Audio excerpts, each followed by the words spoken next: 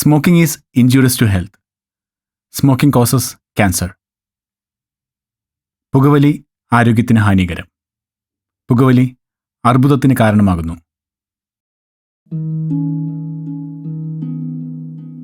എന്റെ ജീവിതം ഇങ്ങനെ മാറുമെന്ന് ഞാൻ ഒരിക്കലും ഓർത്തില്ല. എല്ലാം എന്ത് നല്ലതായിരുന്നു. ഒരു നല്ല ഭർത്താവ്, 2 ഓമന മക്കൾ.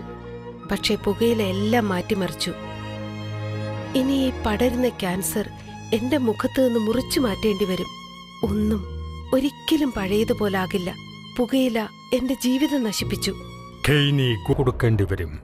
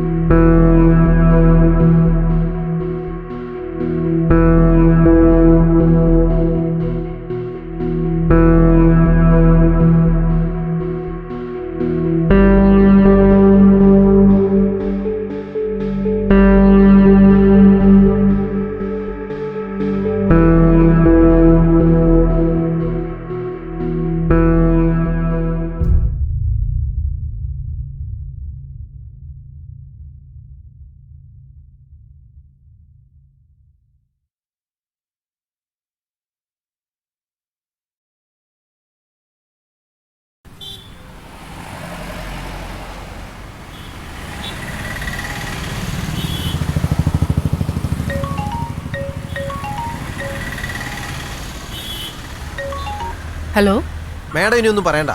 തുടക്കത്തിൽ ഞങ്ങളുടെ ഭാഗത്ത് നിൽക്കാന്ന് പറഞ്ഞിട്ട് ഇപ്പൊ പാല് കടന്നപ്പോ കൂരായണ. അല്ലേലും അങ്ങനെ നടക്കത്തുള്ളൂ. ഇതൊക്കെ എൻഡോസൾഫാനെ പറ്റി നിങ്ങൾ പറയുന്ന കാര്യങ്ങൾ, പക്ഷെ സത്യാവസ്ഥ മറ്റൊന്നും.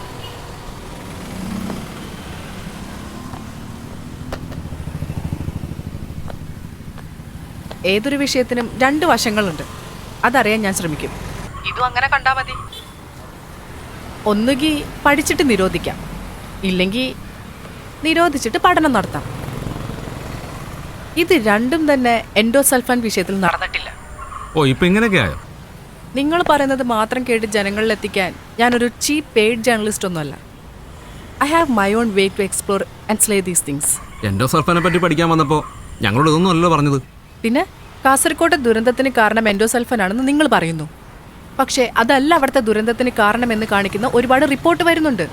അതൊന്നും പുറലോകം കാണുന്നുമില്ല. അതെന്തുകൊണ്ടാണെന്ന് അന്വേഷണം നടക്കേണ്ടതല്ലേ? സത്യം കണ്ടെത്തുക എന്നത് മാത്രമാണ് എൻ്റെ ലക്ഷ്യം. നിങ്ങളൊക്കെ ഏത് ലോബിക്ക് വേണ്ടി പ്രവർത്തിക്കുന്നതെന്ന് ഞങ്ങൾക്കറിയാം. ഏത് ലോബിയുടെ പുറകെ ആരൊക്കെയാണെന്നുള്ളതേ ഞാൻ കാണിച്ചുതരാം. ഓ, നിന്നെ കിട്ടും. എന്നാ അപ്പം നോക്കാം. പോടോ.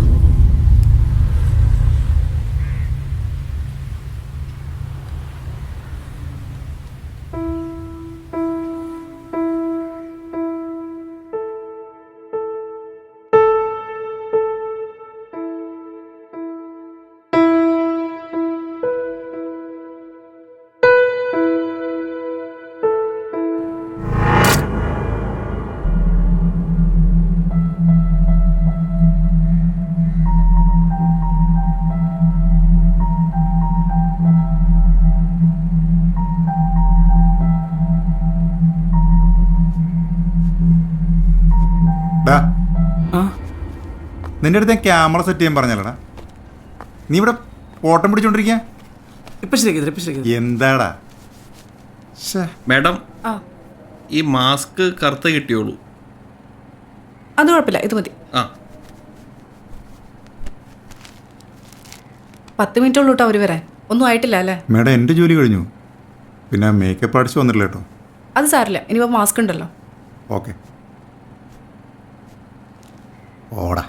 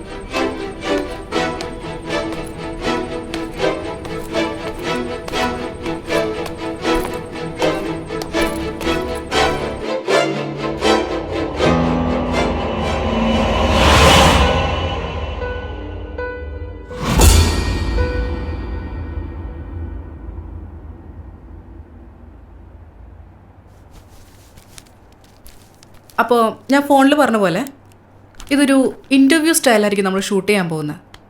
പക്ഷേ ചോദ്യങ്ങളൊക്കെ കുറച്ചുകൂടെ ഓപ്പൺ ആയിരിക്കും. വേണമെങ്കിൽ ആദ്യമേ ഒന്ന് വായിച്ചു നോക്കണമെങ്കിൽ ആവാം.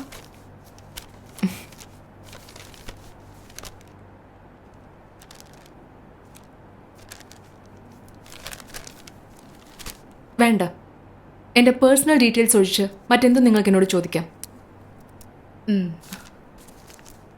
പിന്നെ ഫോണിൽ പറഞ്ഞ പോലെ നിങ്ങൾ പ്രതിയുടെയും ഇൻ്റർവ്യൂ എടുക്കുന്നുണ്ടല്ലോ അല്ലേ?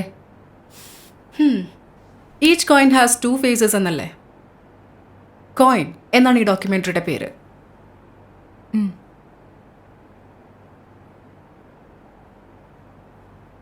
ഈ പിക്ചേഴ്സൊക്കെ നമ്മുടെ ഷൂട്ടിന്റെ ഭാഗമായിട്ടുള്ളതാണോ? ഏയ് അല്ല, ഇവിടെ ഒരു ആർട്ട് ഗാലറി സെറ്റ് ഇട്ടിട്ടുണ്ടായിരുന്നു, ഒരു സർവൈവൽ സ്റ്റോറി. ഇതൊക്കെ അതിൻ്റെ പ്രോപ്പർട്ടീസാണ്. അവരത് കൊണ്ടുപോയിട്ടില്ലാന്ന് തോന്നുന്നു. നമ്മുടെയൊക്കെ ക്ലോസ് ഫ്രെയിംസ് ആണ്, ഡോണ്ട് വറി, ഇതൊന്നും അതിൽ വരില്ല.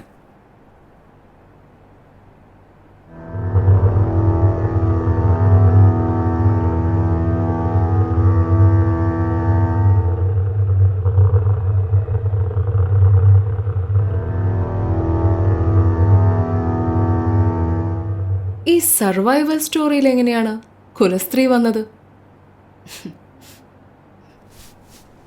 ഈ മെയിൽ പാട്രിയാർക്കി കോൺസെപ്റ്റിൽ നിന്നുള്ള അതിജീവനം, അതാണല്ലോ എല്ലാ സ്ത്രീകളും ആഗ്രഹിക്കുന്നത്. മാഡം, നമുക്ക് ഈ ലേപ്പിൽ ഘടിപ്പിക്കണം. അപ്പോൾ അകത്ത് റൂമുണ്ട്, അവിടെ പോയി അത് ചെയ്യാം. എന്നാൽ നമുക്കത് എടുത്താലോ? ഓക്കെ.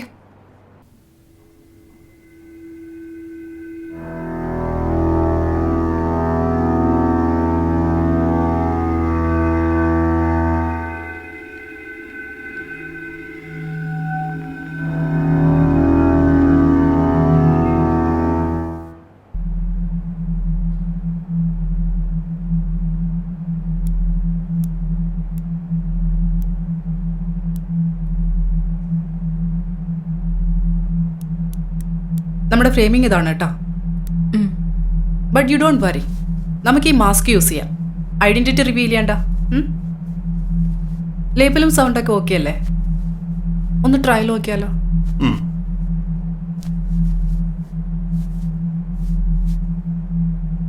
എനിക്ക് ഈ മാസ്കിന്റെ ആവശ്യമില്ല.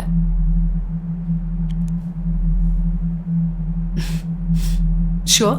യെസ്. ഓക്കെ.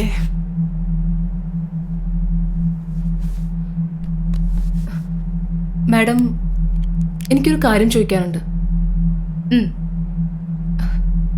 ഈ ഡാർക്ക് ആംബിയൻസ് ഒന്ന് മാറ്റിക്കൂടെ?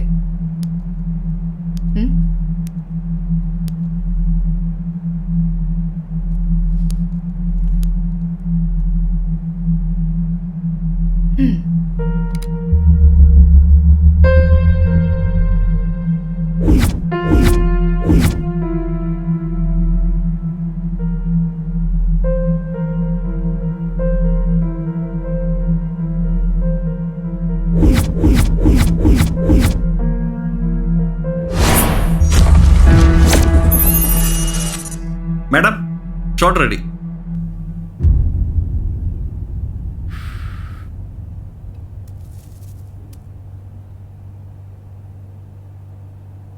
താങ്കൾ ആരാണ്? നിങ്ങൾ എന്താണ് ചെയ്യുന്നത്? എൻ്റെ പേര് നരേഷ്, കാസ്റ്റിംഗ് ഡയറക്ടറായിട്ട് വർക്ക് ചെയ്യുന്നു. ഇവിടെ എറണാകുളത്ത് 6-7 കൊല്ലമായി മോഡൽ രംഗത്തുണ്ട്. നിങ്ങൾ പുതിയൊരു ഫേം സ്റ്റാർട്ട് ചെയ്തിട്ടില്ലേ? Yes, MDL modelling. അതിപ്പോഴും ഉണ്ടോ? ആ, ഇപ്പോഴും ഉണ്ട്. എന്താണ് ഇതിൻ്റെ ഫങ്ഷൻസ്? മോഡലിംഗ് ആൻഡ് കാസ്റ്റിംഗ് ഏജൻസിയാണ്. പണ്ടൊക്കെ ഫിലിം ഇൻഡസ്ട്രിയിലേക്ക് ഒരു മോഡലിനോ ഒരു ആർട്ടിസ്റ്റിനോ കടന്നു വരാൻ പല കടമ്പകളും ഉണ്ടായിരുന്നു. ഇന്നിപ്പോൾ അത്ര ബുദ്ധിമുട്ടില്ലാതെ MDL മോഡലിംഗ് വഴി ഇൻഡസ്ട്രിയിലേക്ക് എത്താം. Project coordination, shoot, model casting for TVC, print ads, films etcetera, ഇതൊക്കെ നമ്മുടെ കമ്പനി വഴി ചെയ്യുന്നുണ്ട്. ഒരു ചോദ്യം ചോദിച്ചോട്ടെ, സിനിമയിൽ എന്താണ് ഈ കാസ്റ്റിംഗ് ഡയറക്ടറുടെ ആവശ്യകത? ഒരു കഥയ്ക്ക് സംവിധായകൻ ആവശ്യപ്പെടുന്ന കഥാപാത്രത്തെ കണ്ടെത്തി കൊടുക്കുന്ന രീതിയാണ് കാസ്റ്റിംഗ്. ഓ. തിരക്കഥാകൃത്തും സംവിധായകനും നൽകുന്ന ക്യാരക്ടർ സ്കെച്ച് വെച്ച് ഓഡിഷൻസ് മുഖേന അഭിനയിക്കാൻ വരുന്നവരുടെ പെർഫോമൻസ് വിലയിരുത്തി അപ്രോപ്രിയേറ്റ് ആയിട്ടുള്ളവരെ കണ്ടെത്തി കൊടുക്കുന്നു. മുൻനിര നടന്മാർ തുടങ്ങി ചെറുതും വലുതുമായ എല്ലാത്തരം കഥാപാത്രങ്ങളെയും കാസ്റ്റിംഗ് വഴി കണ്ടെത്തി കൊടുക്കാറുണ്ട്. പക്ഷേ ലാസ്റ്റ് ഡിസിഷൻ എപ്പോഴും സംവിധായകൻ്റേതാണ്. നമ്മുടെ ഏജൻസിയുടെ ബാനറിൽ വരുന്ന എല്ലാവർക്കും സെലക്ഷൻ പ്രോസസ്സ് മുതൽ ഷൂട്ട് തുടങ്ങി പാക്കപ്പ് വരെ അവർക്ക് വേണ്ട എല്ലാ സപ്പോർട്ടും ലഭിക്കും. സിനിമയിൽ നല്ലൊരു കരിയർ പ്രതീക്ഷിക്കുന്ന എല്ലാവർക്കും പ്രോപ്പർ ഗൈഡൻസിലൂടെ അവരുടെ ലക്ഷ്യം നേടാൻ MDL മോഡലിംഗ് വഴി സാധിക്കും. പുതിയ ആർട്ടിസ്റ്റുകൾക്കും മോഡലുകൾക്കും ഇത്ര സപ്പോർട്ട് കൊടുക്കുന്ന നിങ്ങൾ എങ്ങനെ ഈ കേസിൽ വന്നു വിട്ടു? ആ ഇരയ്ക്ക് സംഭവിച്ചത് എന്താണെന്ന് നിങ്ങൾക്കറിയില്ലേ? എനിക്കൊരു പേരുണ്ട്, പറയാതെ പറഞ്ഞ് എന്നെ ഒരു ഇരയാക്കണമെന്ന് നിർബന്ധമുണ്ടോ? പക്ഷേ നിയമം അങ്ങനെയാണ് പറയുന്നത്, അതനുസരിച്ച് എല്ലാം മീഡിയയിൽ വരൂ.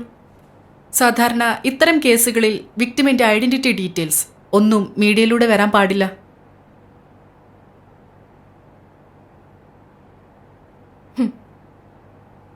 മീഡിയക്ക് എന്ത് നിയമം? ഒരു സ്ഥലത്തിന്റെയോ പ്രദേശത്തിന്റെയോ പേര് വീരപട്ടം കൽപ്പിച്ചു നൽകുന്നതാണല്ലോ ഇപ്പോഴത്തെ എല്ലാ റേപ്പ് കേസുകളിലെയും പതിവ്. അങ്ങനെയുള്ള മുൻവിധി എന്നിലൂടെ മാറുന്നുണ്ടെങ്കിൽ മാറട്ടെ. ഞാൻ അങ്ങനെ ഉദ്ദേശിച്ച് പറഞ്ഞതല്ല. It's okay. എന്റെ പേര് ദേവിക. ദേവി എന്ന് വിളിക്കുന്നതാണ് എനിക്കിഷ്ടം. ഓക്കെ, ദേവിക, ഐ മീൻ ദേവി. ട്രിവാൻഡ്രം സ്വദേശിയായ ദേവി ഇപ്പോൾ എറണാകുളത്താണ് താമസം അല്ലേ? ഫാമിലി ഇല്ലാതെ ഒറ്റയ്ക്ക്, am I right? ഞാൻ ജനിച്ചു വളർന്നതൊക്കെ ട്രിവാൻഡ്രത്താണ്. ഡിഗ്രിക്ക് കോളേജിൽ പഠിക്കുന്ന സമയത്തൊരു ഫാഷൻ മോഡൽ കോൺടെസ്റ്റിൽ വിന്നറായി. അങ്ങനെ കുറച്ച് മോഡലിംഗ് ഓഫേഴ്സൊക്കെ വന്നു. അങ്ങനെ പഠനത്തോടൊപ്പം പാർട്ട് ടൈമായി മോഡലിംഗും കൂടി ചെയ്തു. പിന്നീട് വർക്ക്സുകളൊക്കെ കുറച്ച് കൂടുതലായി വന്നപ്പോഴാണ് ഞാൻ മോഡലിംഗിൽ സജീവമായത്. അങ്ങനെയാണ് ഞാൻ എറണാകുളത്തേക്ക് സ്ഥിരതാമസമാക്കിയത്. ഇപ്പോൾ മോഡലിംഗ് ചെയ്യുന്നു. അതിനോടൊപ്പം തന്നെ ചില സിനിമകളുടെ ഓഡിഷൻസിന് പോവാറുണ്ട്. അപ്പോൾ പഠനം പാതി വഴിയിൽ ഉപേക്ഷിച്ചോ? ഇല്ല, എക്സാംസ് അറ്റൻഡ് ചെയ്യാറുണ്ട്. സോ ദേവി, ജനുവരി 26 അന്ന് വൈകിട്ട് ശരിക്കും എന്താണ് സംഭവിച്ചത്? അന്ന് വൈകിട്ട് പനമ്പള്ളി നഗറിലുള്ള ഗുഡ്വിൽ അവന്യൂലെ 104-ാമത്തെ വീട് 6 മണിയാവുമ്പോൾ എത്തണമെന്ന് പറഞ്ഞിട്ടാണ് എനിക്ക് MDL മോഡലിംഗിൽ നിന്നും നരേഷിന്റെ കോൾ വന്നത്. അതനുസരിച്ചാണ് ഞാൻ ആ വീട്ടിലെത്തുന്നത്. വീട്ടിലോ? ഓഡിഷനോ? അതെ, ഇപ്പോ ഒട്ടുമിക്ക ഓഡിഷൻസും നടക്കുന്നത് ഇതുപോലെയൊക്കെയാ. പടത്തിന്റെ പ്രൊമോഷന് വേണ്ടിയിട്ടാണ് ഓപ്പൺ ഓഡിഷൻസ് കണ്ടക്ട് ചെയ്യാറ്. എന്നിട്ട് ഞാൻ അവിടെ എത്തിയപ്പോ അത്യാവശ്യം നല്ല തിരക്കുണ്ടായിരുന്നു. കാർ പോർച്ചില് സിനിമയുടെ 1-2 പോസ്റ്റേഴ്സും ഉണ്ടായിരുന്നു. വേറെ സംശയിക്കത്തക്ക വണ്ണം അവിടെ ഒന്നും തന്നെ ഉണ്ടായിരുന്നില്ല. പിന്നെ കണ്ടുപരിചയമുള്ള 2-3 മോഡൽസിനെയും ഞാൻ അവിടെ വെച്ച് കണ്ടു. അവരെയൊക്കെ പല പല ഓഡീഷൻസിൽ വെച്ച് ഞാൻ കണ്ടിട്ടുണ്ട്. ചുറ്റിലും വീടുകളൊക്കെ ഉള്ള ഒരു റെസിഡൻഷ്യൽ ഏരിയ. പനമ്പള്ളി നഗർ പോലെ ഇത്ര സേഫ് ആയുള്ള ഒരു സ്ഥലം. അതുകൊണ്ടൊക്കെ തന്നെ വേറെ സംശയമൊന്നും എനിക്ക് ഉണ്ടായിരുന്നില്ല. കുറച്ച് ടെൻഷനൊക്കെ ഉണ്ടായിരുന്നു. അതെല്ലാ ഓഡീഷൻസിനും പോകുമ്പോഴും സാധാരണയായിട്ട് ഉണ്ടാകുന്നതാ. നമുക്ക് അറിഞ്ഞൂടാത്ത എന്തെങ്കിലും ടോപ്പിക് അവർ തരുമോ, അങ്ങനെയൊക്കെയുള്ള ചെറിയ സംശയങ്ങൾ മാത്രം. പിന്നെ പറഞ്ഞ സമയത്ത് എനിക്ക് എത്താൻ കഴിഞ്ഞില്ല. അതെന്താ ദേവി അന്ന് എത്താൻ ലേറ്റ് ആയത്? അത് ഹെൽത്ത് ഇഷ്യൂസ് കാരണം. തിരക്ക് മാറുന്നതിനനുസരിച്ച് ഓഡിഷൻസിന് കയറാമെന്ന് നരേഷ് വീണ്ടും വിളിച്ചു പറഞ്ഞു. ഇടയ്ക്കൊരു പയ്യൻ, അവന്റെ കഴുത്തിലൊരു ടാഗ് ഉണ്ടായിരുന്നു. ട്രെയിൽ ജ്യൂസും കൊടുക്കുന്നുണ്ടായിരുന്നു. അത് ഞാനും മേടിച്ചു കുടിച്ചു. പിന്നീട് എന്താ എനിക്ക് സംഭവിച്ചെന്ന് എനിക്കൊന്നും ഓർമ്മയുമില്ല. ബോധം വരുമ്പോ ഞാൻ ഏതോ മെഡിക്കൽ ക്ലിനിക്കിലാ. എനിക്ക് ഒന്നും മനസ്സിലാകുന്നേ ഉണ്ടായിരുന്നില്ല. തല ചുറ്റുന്നത് പോലെ. എനിക്ക് ശരിക്കും എന്താ സംഭവിച്ചതെന്ന് ഒരെത്തും പിടിയും കിട്ടുന്നില്ല. കടുത്ത തലവേദനയും അതിനോടൊപ്പം മേലുവേദനയും തളർച്ചയും. അവിടെ അപ്പോ ആരും തന്നെ ഉള്ളതായി എനിക്കപ്പോ തോന്നിയില്ല. എനിക്ക് തീരെ വയ്യാതിരുന്നിട്ടും ഞാൻ എഴുന്നേറ്റു. എന്റെ ഒച്ചയും ബഹളമൊക്കെ കേട്ടിട്ടാന്ന് തോന്നുന്നു റൂമിലേക്കൊരു അറ്റൻഡർ വന്നു. തല ചുറ്റി വീണതാണ്, പിന്നീട് ഇപ്പോഴാണ് എണീക്കുന്നത്, അങ്ങനെയൊക്കെ അയാൾ പറഞ്ഞു. അവിടെ നിൽക്കുന്നത് അത്ര പന്തിയല്ലെന്ന് എനിക്ക് തോന്നി. എങ്ങനെയൊക്കെയോ ഞാൻ എഴുന്നേറ്റൊരു യൂബർ ടാക്സി പിടിച്ച് എൻ്റെ റൂമിലേക്ക് പോയി. ക്ലിനിക്കിൽ നിന്ന് ചുമ്മാ അങ്ങ് ഇറങ്ങി പോന്നോ? അവിടെ ഡോക്ടറൊന്നും ഉണ്ടായിരുന്നില്ലേ? ഇല്ല, ഞാൻ ആകെ ഒരു അറ്റൻഡറെ മാത്രമേ കണ്ടുള്ളൂ. എന്നിട്ട് മുറിയിലെത്തിയ ഞാൻ കണ്ണാടിയുടെ മുമ്പിൽ പോയി. കഴുത്തിലെന്തോ ഒരു പാടുപോലെ. ടോപ്പ് അല്പം മാറ്റി നോക്കി. മാന്തി പോലൊരു പാട്. തൊടുമ്പോ വേദനയും. എന്റെ വസ്ത്രങ്ങൾ മുഴുവൻ മാറ്റി ഞാൻ ബാത്റൂമിലേക്ക് കയറി. I was shocked. കണ്ണാടിയുടെ റിഫ്ലക്ഷന് മുൻപിൽ എന്റെ ശരീരം മുഴുവൻ അവിടെ ഇവിടെ മാന്തിയ പാട്.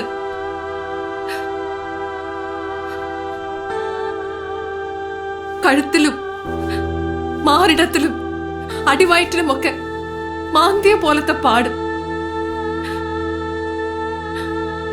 നമ്മൾ സൂക്ഷിച്ചുകൊണ്ട് നടക്കുന്ന നമ്മുടെ ശരീരം നമ്മൾ പോലും അറിയാതെ ഉപയോഗിക്കപ്പെട്ടു.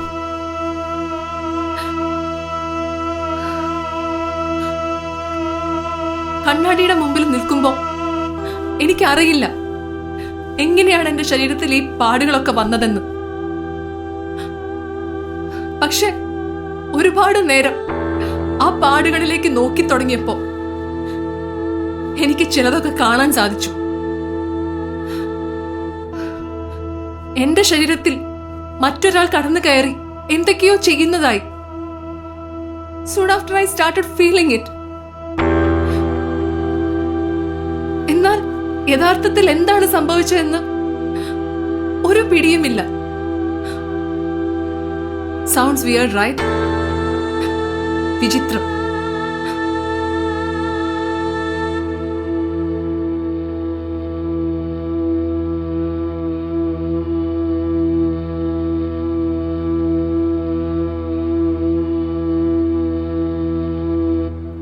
ആർക്കും ഒന്നും മനസ്സിലായില്ല. നഷ്ടപ്പെടുന്നത് എനിക്കും എൻ്റെ കുടുംബത്തിനും മാത്രമല്ലേ? മറ്റുള്ളവർക്കെന്താ? ടി വിയിൽ 1-2 ആഴ്ച പ്രൈം ടൈം ന്യൂസിൽ കാണാൻ പറ്റുന്ന ടോപ്പിക്. അതിനപ്പുറത്തേക്ക് #ൽ മാത്രം മുദ്രകുത്താനായി അങ്ങനെയും കുറെ ആളുകൾ.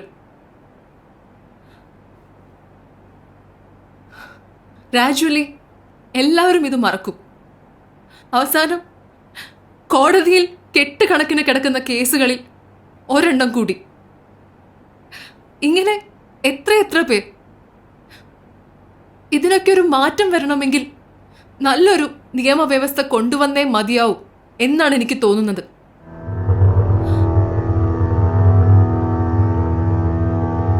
ഏതൊരാളെ പോലെ ഞാനും കരഞ്ഞു.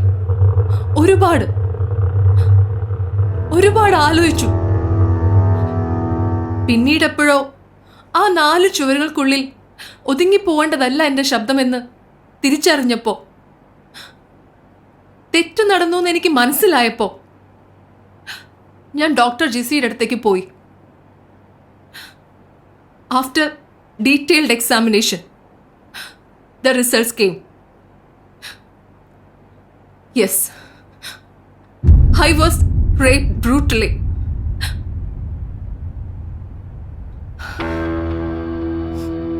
എന്റെ ശരീരം എന്തൊക്കെ വേദനകൾ, പ്രയാസങ്ങൾ സഹിച്ചു എന്നതിന്റെ ക്ലാരിറ്റി എനിക്ക് വന്നു. All those scratches, red shades in my neck, lips, breast, vagina, everything. My whole body had traces of evidence. ഇതൊക്കെ പീഡിപ്പിക്കപ്പെട്ടു എന്നതിന്റെ തെളിവുകളാണ്.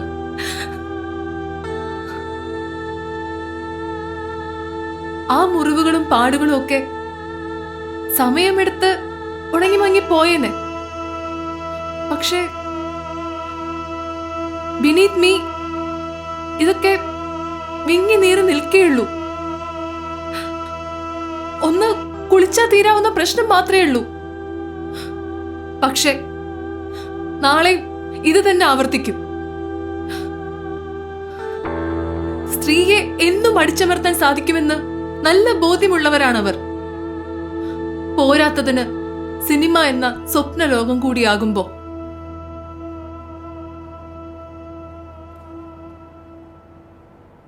എന്നെപ്പോലെ എത്ര സ്ത്രീകൾക്ക് ഇതിനു മുമ്പ് ഇതുപോലെ നേരിടേണ്ടി വന്നിട്ടുണ്ടാകും. അവരാരും പ്രതികരിക്കില്ല. ഇനി പ്രതികരിച്ചാലോ? ഒരുപാട് പേരുടെ കുറ്റം പറച്ചിലും അപവാദങ്ങളും ഒക്കെ ആയി തുടങ്ങുമ്പോ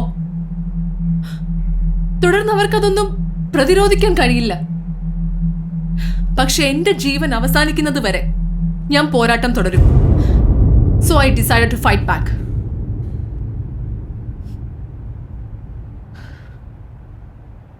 പിന്നീട് അടുത്തുള്ളൊരു പോലീസ് സ്റ്റേഷനിൽ പോയി കാര്യങ്ങൾ അവരോട് പറഞ്ഞു. അവരെന്നെ വൈദ്യപരിശോധനയ്ക്ക് വിധേയമാക്കി. തെളിവുകൾ ശേഖരിക്കാൻ ഞാൻ ധരിച്ചിരുന്ന വസ്ത്രം അവർക്ക് ആവശ്യമായിരുന്നു. അതെവിടെയാണെന്നും അതെടുക്കാനായി മുറിയുടെ താക്കോലും ഞാൻ അവർക്ക് കൊടുത്തിരുന്നു. ഈ കേസുകൾ മുഴുവൻ എന്റെ ജോലിയെ ബാധിക്കില്ലെന്നാണോ? ഞാനൊരു കാസ്റ്റിംഗ് ഡയറക്ടറാണ്.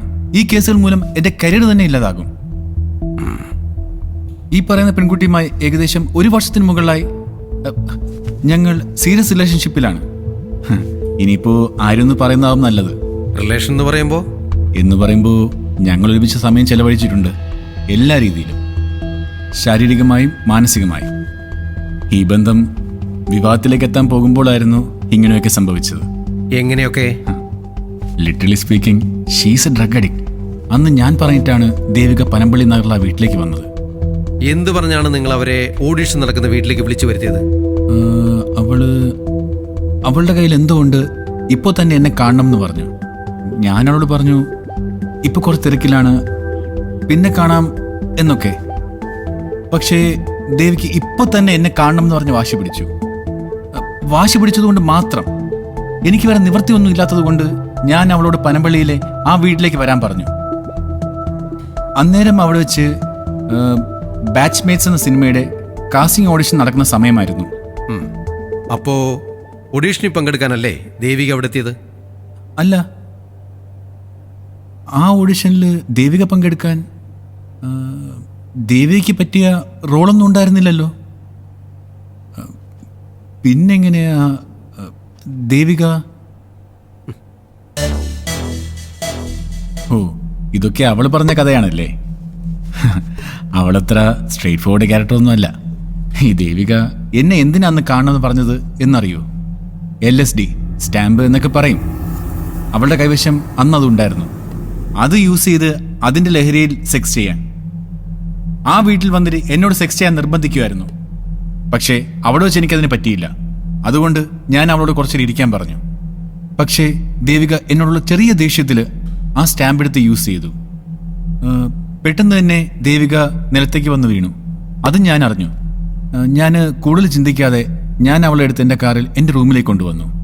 അവിടെ വെച്ച് ദേവിക എന്നെ നിർബന്ധിപ്പിച്ച് ഈ സ്റ്റാമ്പ് എടുത്ത് യൂസ് ചെയ്യിപ്പിച്ചു. സ്റ്റാമ്പ് യൂസ് ചെയ്തതിൻ്റെ എഫക്റ്റ് ആണെന്ന് തോന്നുന്നു. ദേവിക കുറച്ചുകൂടെ വൈൽഡായിട്ടാണ് എന്നോട് പെരുമാറിയത്. ഡ്രഗ്സിന്റെ തീവ്രതയിലാണെന്ന് തോന്നുന്നു. We had sex like wild sex. I really don't know what was my mistake. I was high. No, we both were high. ലഹരി വിളിച്ചതുകൊണ്ടാകാം. ഹാങ് ഓവർ മാറിയപ്പോ we both came to know that we had wounds on our body. അതുകൊണ്ടാണ് ഞാൻ അവളെ ആ ക്ലിനിക്കിലേക്ക് കൊണ്ടുപോയത്. കേൾക്കുന്നവർക്ക് ഇത് ഡ്രാമയായിട്ടേ തോന്നും, but she is like that.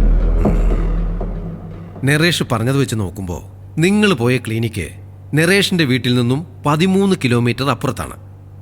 എന്നാൽ പനമ്പള്ളിയിലെ ഓഡീഷൻ നടന്ന വീട്ടിൽ നിന്നും ക്ലിനിക്കിലേക്കുള്ള ദൂരം വെറും 3 കിലോമീറ്റർ മാത്രമാണ്.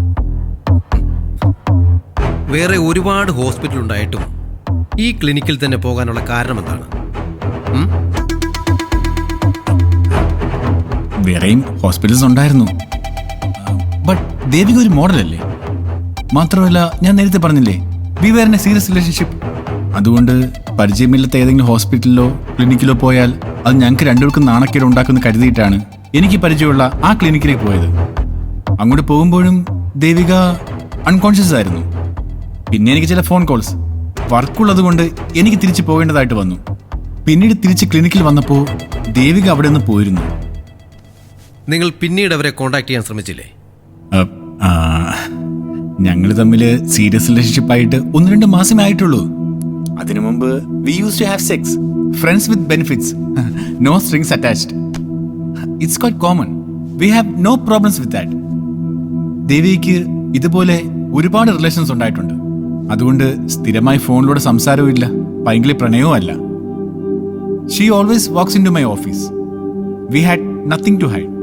അതുകൊണ്ടാ we decided to get married. Marriage ഒക്കെ ഇത്ര സില്ലിയാണോ നിങ്ങൾക്ക്? പിന്നെന്താണ് സംഭവിച്ചത്? തുടക്കത്തിൽ പോലീസുകാർക്കൊക്കെ നല്ല സഹകരണമായിരുന്നു. പക്ഷേ പിന്നീട് ഞാൻ അവരുടെ മറ്റൊരു മുഖം കൂടി കണ്ടു. ടെസ്റ്റ് കഴിഞ്ഞ് വരുമ്പോൾ കേസ് രജിസ്റ്റർ ചെയ്യണമോ എന്നായി ചോദ്യങ്ങൾ. പക്ഷേ ഞാൻ എൻ്റെ തീരുമാനത്തിൽ ഉറച്ചു നിൽക്കുന്നു എന്ന് കണ്ടപ്പോൾ അവർ FIR രജിസ്റ്റർ ചെയ്തു.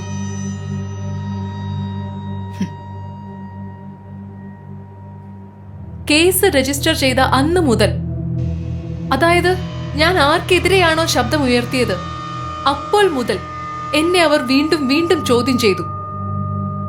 എനിക്ക് ഓർമ്മയില്ലെന്ന് പറഞ്ഞിട്ടും കൂടി സുഖം കിട്ടിയോ, നീളമുള്ളതാണോ, ഏത് പൊസിഷൻ എന്നൊക്കെയുള്ള ചോദ്യങ്ങൾ എനിക്ക് ഫേസ് ചെയ്യേണ്ടി വന്നു.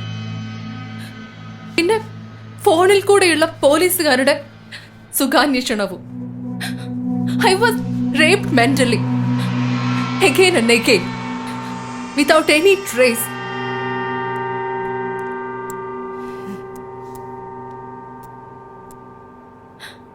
എന്റെ മുറിയിൽ ഞാൻ സൂക്ഷിച്ചു വെച്ചിരുന്ന വസ്ത്രങ്ങൾ പോലും പോലീസിന് കണ്ടെത്താൻ കഴിഞ്ഞില്ല. തെളിവുകൾ ഇല്ലാതാവാൻ തുടങ്ങി. സത്യം നുണയാവാൻ തുടങ്ങി. എന്റെ ശരീരം ചൂഷണം ചെയ്യുന്നവർ ചില്ലറക്കാരല്ലാന്നും അവർക്ക് സിനിമയിൽ മാത്രമല്ല പുറത്തും പിടിപാടുണ്ടെന്നും എനിക്ക് മനസ്സിലായി. ആരും അവർക്കെതിരെ അതുകൊണ്ട് തന്നെ ശബ്ദമുയർത്തിയിട്ടില്ലാന്ന് ഞാൻ വിശ്വസിക്കുന്നു. എന്റെ ഈ ശബ്ദം ചിലപ്പോൾ മൗനമായിരിക്കുന്ന പലർക്കും ഒരു പ്രചോദനമായിരിക്കും. നാളെ അവരും പുറംചട്ട കീറിക്കളഞ്ഞ് സോഷ്യൽ മീഡിയയിലൂടെ പലർക്കും നേരെ വിരൽ ചൂണ്ടും. ഇനി ഒരിക്കലും ഒരു പെൺകുട്ടിയും വരും തലമുറയ്ക്ക് മുൻപിൽ മുഖം മറച്ച് സംസാരിക്കരുത്. തെറ്റ് ചെയ്തവരുടെ കണ്ണിൽ നോക്കി സത്യം വിളിച്ചു പറയുവാനും പോരാടുവാനും കഴിയണം. നമുക്കിപ്പോ അങ്ങനെ പ്രതികരിക്കാൻ തക്ക വിധത്തിലുള്ള ഒരു അറ്റ്മോസ്ഫിയർ ഇവിടെ ഇല്ല. മൗലികാവകാശങ്ങളുണ്ടെന്ന് വെളിച്ചത്തിൽ പറയുകയും എന്നാൽ അത് നടപ്പിലാക്കാൻ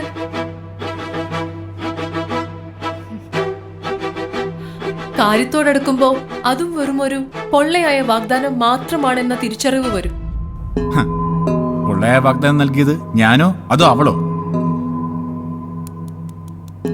ബോധമില്ലാതെ അവൾ ഓരോന്ന് പറയും ചെയ്യും. അതിനൊക്കെ അനുഭവിക്കുന്നത് ഞാനും. പുറമേ നോക്കുന്നവർക്ക് ഇതെല്ലാം ഒരു തമാശ. ഒരൊറ്റ ആരോപണം മതി ഒരാണിന്റെ മാനവും ജീവിതവും ഇല്ലാതാകാൻ. അപ്പൊ പിന്നെ പീഡിപ്പിച്ചു എന്ന് പറഞ്ഞ് കേസ് കൊടുത്താൽ അവന്റെ കാര്യം പറയണ്ടല്ലോ. വൈരാഗ്യത്തിന്റെ പേരിൽ ഒരാളെ കരിവാരി തേക്കാൻ വേണ്ടി ഒരു പെണ്ണ് തുനിഞ്ഞിറങ്ങിയാൽ പിന്നെ അവന്റെ കാര്യം പറയണ്ടല്ലോ. ഈ പറയുന്ന മീഡിയയും പോലീസും ഒക്കെ അവളുടെ പുറകെ ആയിരിക്കുമല്ലോ. 4 പേർക്ക് സൂഹിക്കാനുള്ള എന്തെങ്കിലും ഒരു കാര്യം അതിലുണ്ടെങ്കിൽ പിന്നെ എരിവും പുളിയും ചേർത്ത് എല്ലാവരും അതങ്ങ് ആഘോഷിക്കും. കുറ്റം ചെയ്തോ ഇല്ലെന്ന് തെളിയുന്നതിന് മുന്നേ പോലീസ് കസ്റ്റഡിയിലെടുത്ത് പ്രതിയെന്ന് മുദ്ര കുത്തും. ഒന്നും അറിയാതെ പെട്ടുപോകുന്ന എന്നെപ്പോലുള്ള സാധാരണക്കാരന് എന്ത് ചെയ്യാൻ പറ്റും? നരേഷ് അങ്ങനെ സാധാരണക്കാരനൊന്നുമല്ല, അത്യാവശ്യം പിടിപാടൊക്കെ ഉണ്ടല്ലേ? ഞാൻ മറ്റൊരു കാര്യം ചോദിച്ചോട്ടെ. എറണാകുളത്തൊരു ഓഡീഷൻ നടന്നുവെന്ന് നരേഷും ദേവികയും പറയുന്നുണ്ട്. ഒരു ഓഡീഷൻ നടക്കണമെന്നുണ്ടെങ്കിൽ ഫിലിം ചേംബറിന്റെ പെർമിഷൻ വേണം. ഇവിടെ നടന്ന ഓഡീഷന് അതൊട്ടില്ലതാനും. ഇത് ശരിക്കും ഓഡീഷൻ തന്നെ ആയിരുന്നോ? അങ്ങനെയല്ല. പെർമിഷൻ ഫൈനലാകും മാത്രമേ എടുക്കാറുള്ളത്. അത് പിന്നെ പ്രൊഡ്യൂസർ എന്നിട്ട് അന്ന് ആ വീട്ടിൽ നടന്ന ഓഡീഷനിൽ എത്ര പേർക്ക് സെലക്ഷൻ കിട്ടി? പെട്ടെന്ന് ഇൻഡസ്ട്രിയിലേക്ക് കയറി വരുന്ന ഒരു പ്രൊഡ്യൂസർക്ക് ഡയറക്ടർ പോലും ഇല്ലാതെ ഓഡീഷൻ നടത്താൻ സാധിക്കുമോ മിസ്റ്റർ നരേഷ്? ഞാനും അവളും തമ്മിലല്ലേ പ്രശ്നം? ഒരു സിനിമയ്ക്ക് വേണ്ടതെല്ലാം ആ സിനിമയിലുണ്ട്. കേസ് ഇങ്ങനെ ആയതുകൊണ്ട് ആ പേരൊക്കെ പറയാൻ ബുദ്ധിമുട്ടാണ്. ഇനിയിപ്പോൾ അതേ പേരിൽ ആ സിനിമ വരുമോന്നും അറിയില്ല. ദേവിക നൽകിയ പരാതിയിൽ താങ്കളുടെ പേര് എവിടെയും പറയുന്നില്ല. മറിച്ച് ഓഡീഷൻ നടത്തിയ വീട്ടുടമസ്ഥനെതിരെയും സിനിമാ പ്രൊഡ്യൂസർക്കെതിരെയുമാണ്. അത് രണ്ടും ഒരാൾ തന്നെ. ആ രീതിയിൽ ഒരു അന്വേഷണം പോകാതിരിക്കാൻ വേണ്ടിയിട്ട് കൂടിയാണോ നരേഷ് പ്രതിയാകപ്പെട്ടത്? അങ്ങനെ ആവാലോ. ചുറ്റുമുള്ളവർക്കൊക്കെ രണ്ട് മുഖങ്ങളുണ്ട്. തുടർന്ന് എന്തായി തീരും എന്നെനിക്കറിയില്ല. പക്ഷേ ഒരാളുടെ മുമ്പിലും ഞാൻ തലകുനിക്കില്ല. ഈ ഇന്റർവ്യൂ കൂടി വരുമ്പോ എനിക്കെതിരെ കൊലപാതക ശ്രമം വരെ ഉണ്ടാവുമെന്ന് ഞാൻ ഉറപ്പിച്ചു പറയുന്നില്ല. ചിലപ്പോ അതും ഉണ്ടാവും. ഇതെല്ലാം മറ്റെന്തിനോ വേണ്ടി ഞാൻ ചെയ്യുന്നതാണെന്ന് പറഞ്ഞ് എനിക്ക് ജീവിക്കാൻ കഴിയാത്ത തക്കവണ്ണം അവരെല്ലാം വളച്ചൊടിച്ചേക്കാം. പക്ഷെ എന്തൊക്കെ സംഭവിച്ചാലും എന്റെ കയ്യിലുള്ള തെളിവ് എന്റെ ശരീരം മാത്രമാണ്.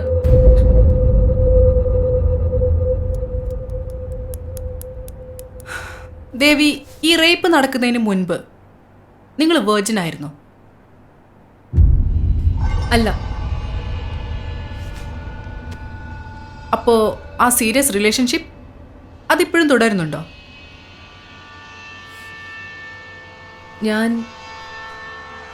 എനിക്ക് സീരിയസ് റിലേഷൻഷിപ്പ് ഒന്നും ഉണ്ടായിട്ടില്ല. ദേവിയുടെ ഈ ലൈഫ് സ്റ്റൈൽ അത് ശരിയാണെന്ന് തോന്നുന്നുണ്ടോ?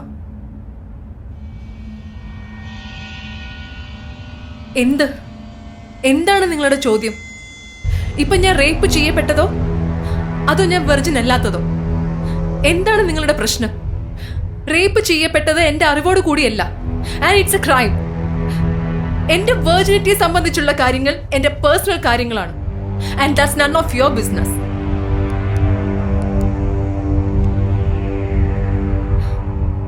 പല സ്ത്രീകളുടെ കൂടെ കിടന്നെന്ന് പറഞ്ഞ് ഒരു പുരുഷന് കൊട്ടി ആഘോഷിക്കാം. പക്ഷേ നളിനി ജമലിയെ പോലുള്ളവർ അത് തുറന്നു പറയുമ്പോൾ അവർ മോശക്കാരിയാകുന്നു. ഞാൻ വെർജിൻ ആകുന്നതോ അല്ലാത്തതോ എന്തു തന്നെ ആയാലും ഇവിടെ ഇപ്പോ എനിക്കെതിരെ തെറ്റു നടന്നിരിക്കുന്നു.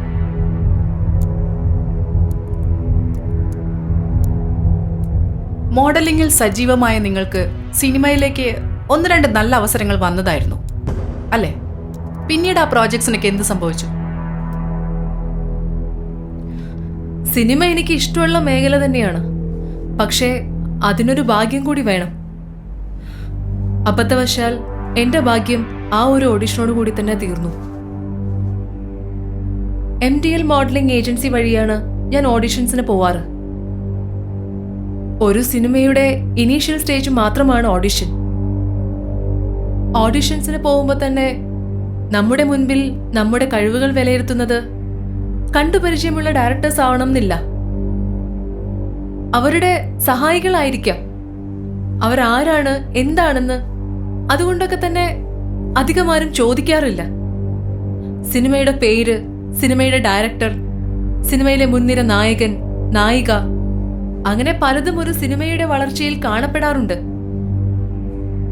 പക്ഷേ ഒരു സിനിമ അനൗൺസ് ചെയ്തു എന്ന് പറഞ്ഞ് ആ സിനിമ ഷൂട്ടിംഗ് വരെ എത്തണമെന്ന് നിർബന്ധമില്ല. ഞാൻ തന്നെ 2-3 സിനിമകളിൽ കാസ്റ്റ് ചെയ്യപ്പെട്ടിട്ടുണ്ട്. തുടർന്ന് പല പല കാരണങ്ങൾ കൊണ്ട് അതൊക്കെ മുടങ്ങി പോയിട്ടുമുണ്ട്. കിടപ്പറ പങ്കുവെക്കണം എങ്കിൽ കൂടുതൽ അവസരം തരാം എന്നാരോ അങ്ങനെ എന്തെങ്കിലും ഉണ്ടായിട്ടുണ്ടോ? ഉണ്ട്. അതിനെതിരെ ഞാനൊരു മീറ്റു പോസ്റ്റ് ചെയ്തിരുന്നു. ഒരു മുതിർന്ന താരമാണ് ഒരു ഷൂട്ടിംഗ് ലൊക്കേഷനിൽ വെച്ച് എന്നെ കാണുകയും തുടർന്ന് എന്നെക്കുറിച്ച് അന്വേഷിക്കുകയും ചെയ്തു. 1-2 സീനിൽ മാത്രം ഒതുങ്ങുന്ന ഒരു റോളാണ് ഞാൻ ചെയ്യുന്നതെന്ന് അറിഞ്ഞപ്പോൾ നല്ലൊരു വേഷം തരാമെന്നും ഒപ്പം കൂടെ കിടക്കണമെന്നും ആവശ്യപ്പെട്ടു. ഇതിനെതിരെ അവിടെ വെച്ച് തന്നെ ഞാൻ പ്രതികരിച്ചിരുന്നു. തുടർന്ന് സെറ്റിൽ നിന്ന് എന്നെ ഒഴിവാക്കി. പിന്നെ അയാൾക്കെതിരെ ഞാൻ മീറ്റു റൈറ്റപ്പ് ചെയ്ത് സോഷ്യൽ മീഡിയയിൽ പോസ്റ്റ് ചെയ്തിരുന്നു. നിങ്ങൾക്ക് ശത്രുക്കളുണ്ടോ? പഴയ കാര്യങ്ങൾ അറിയില്ല. പക്ഷേ വരും ദിവസങ്ങളിൽ ഇപ്പോഴുള്ള ശത്രുക്കളുടെ സോഴ്സ് വ്യക്തമായി തിരിച്ചറിയാൻ കഴിയും. പക്ഷെ ഈ കേസിൽ ഒരു പ്രതി പിടിക്കപ്പെട്ടതല്ലേ? പോലീസ് കണ്ടെത്തിയതല്ലേ?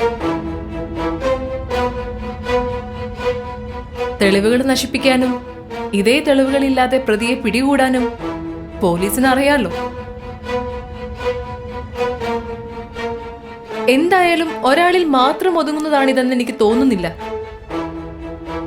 ഓഡിഷൻ നടക്കുന്ന വീട്ടിൽ വെച്ചാണ് എനിക്ക് സെഡേഷൻ നൽകപ്പെട്ടത്. അത് തെളിയിക്കുന്ന ബ്ലഡ് റിപ്പോർട്ടും എന്റെ കയ്യിലുണ്ട്. അന്ന് അവിടെ വെച്ച് കണ്ട അധികമാരെയും പിന്നീട് ഞാൻ കണ്ടിട്ടില്ല. അതിനുള്ളൊരു സാഹചര്യം എനിക്കിതുവരെ ഉണ്ടായിട്ടുമില്ല. അതുകൊണ്ട് തന്നെ ആ വീട്ടുടമസ്ഥനെതിരായിട്ടാണ് എന്റെ ഒന്നാമത്തെ കേസ്. രണ്ടാമത്തേത് ആ സിനിമയുടെ പ്രൊഡ്യൂസർക്കെതിരെയും. കേസ് അന്വേഷണത്തിന്റെ ഭാഗമായി വന്നപ്പോ വീടിന്റെ ഓണറും പടത്തിന്റെ പ്രൊഡ്യൂസറും ഒരാളാണെന്ന് തെളിഞ്ഞു. അങ്ങനെയാണെങ്കിൽ എന്താ പ്രശ്നമുള്ളേ? നമ്മളൊരു സിനിമ പ്ലാൻ ചെയ്തു, അതിൽ അവൾക്ക് റോളില്ല. ഞാനൊരു കാസ്റ്റിംഗ് ഡയറക്ടർ ആണെന്ന് വെച്ച് അവളൊരു സ്ട്രഗ്ലിംഗ് മോഡലാണ്. അവൾ അറിയപ്പെടുന്ന ഒരു മോഡലായതുകൊണ്ടാണ് ദേവികയെ നിങ്ങൾക്ക് പരിചയമുള്ള ഒരു ക്ലിനിക്കിൽ കൊണ്ടുപോയെന്നല്ലേ നരേഷ് പറഞ്ഞത്? അവളുടെ തൊലിവെളുപ്പ് കണ്ടാൽ അവളൊരു മോഡലാണെന്നൊക്കെ തോന്നും. പക്ഷെ അവൾ ഒന്നോ രണ്ടോ ആഡ്സേ ചെയ്തിട്ടുള്ളൂ. അല്ലാതെ അവൾ അത്ര വലിയ ഫേമസ് ഒന്നുമല്ല. പബ്ലിസിറ്റി കിട്ടാൻ വേണ്ടി അവൾ എന്തും ചെയ്യും. ഈ മീറ്റു കേസിനെ പറ്റി അവൾ പറയുന്നത് പോലും ഒരു കുക്ക്ഡ് അപ്പ് സ്റ്റോറി ആണോ എന്ന് എനിക്ക് ഡൗട്ടുണ്ട്. നിങ്ങളൊരു കാര്യം ശ്രദ്ധിച്ചോ? ഇവള് പറയുന്നതല്ലാതെ ആ ആർട്ടിസ്റ്റിനെതിരെ ആരും ഇതുവരെ ഒരു കംപ്ലൈന്റ് പോലും കൊടുത്തിട്ടില്ല. മാത്രമല്ല ആ ആർട്ടിസ്റ്റിനെ പറ്റി മോശപ്പെട്ടതായി ഒന്നും കേട്ടിട്ട് പോലുമില്ല. വേറെ ആരും കംപ്ലൈന്റ് പറഞ്ഞില്ല എന്ന് കരുതി ഈ മീറ്റു ഫേക്ക് ആവണമെന്നുണ്ടോ? ഈയിടെയായി പല കേസുകളിലും ചില മതപുരോഹിതന്മാർ പ്രതികളായിട്ടുണ്ട്. അവരെക്കുറിച്ച് വേറെ ആരും മോശമായി ചിത്രീകരിച്ചിട്ടുമില്ല. അപ്പോൾ നരേഷ് പറഞ്ഞതനുസരിച്ച് ഈ ക്രൈമുകളൊക്കെ ഫാബ്രിക്കേറ്റഡ് ആണെന്നാണോ? ആ കേസിനെ പറ്റി എനിക്കൊന്നും അറിയില്ല. പക്ഷെ അവൾക്ക് പലപ്പോഴും പല മൈൻഡാണ്. കോൺഷ്യസ്ലി തന്നെയാണോ അവൾ ഇതൊക്കെ വിളിച്ച് പറയുന്നതെന്ന് ആർക്കറിയാം? ഈ സിനിമയുടെ ഇനിഷ്യൽ സ്റ്റേജിൽ അവൾക്ക് നല്ല റോൾ കൊടുക്കാൻ പ്ലാൻ ഉണ്ടായിരുന്നു. അത് അവളോട് പറഞ്ഞതുമാണ്. പക്ഷേ പ്രൊഡ്യൂസർ അവളുടെ പെർഫോമൻസ് വീഡിയോ കണ്ടപ്പോൾ ഒട്ടും കൺവിൻസ്ഡ് അല്ലായിരുന്നു. അങ്ങനെ വന്നപ്പോഴാണ് ഓഡിഷൻ വഴി കാസ്റ്റിംഗ് നടത്താൻ തീരുമാനിച്ചത്. അവളായതുകൊണ്ടാ. എനിക്കവളെ നന്നായിട്ടറിയാം. അവള് എന്തോ തീരുമാനിച്ചുറപ്പിച്ചാണ് ഇതിനൊക്കെ ഇറങ്ങി പുറപ്പെട്ടിരിക്കുന്നത്. എങ്ങനെയും അവൾ ഉദ്ദേശിക്കുന്ന കാര്യം അവൾ നേടിയെടുത്തിരിക്കും. നാളെ മറ്റൊരു പ്രസ്താവന കൂടി വരും. നേരത്തെ മീറ്റു കേസിൽ ഞാൻ പരാമർശിച്ച അതേ മുതിർന്ന നടൻ ഈ പടത്തിലും അഭിനയിക്കുന്നുണ്ട്. അതുകൊണ്ടാണ് അയാളെ കരിവാരി തേക്കാനാണ് ഞാൻ ഈ കഥകളൊക്കെ കെട്ടിച്ചമച്ചതെന്നൊക്കെ പറയാം. പക്ഷേ ഞാൻ വീണ്ടും പറയുന്നു, അവരെങ്ങനെയൊക്കെ പ്രതികരിച്ചാലും ഞാൻ എന്റെ നിലപാടുകളിൽ നിന്നും പിന്മാറുകയില്ല. I was subjected to brutality. I was subjected to torture. And I was subjected to rape. And I'm fighting. And I will continue to fight.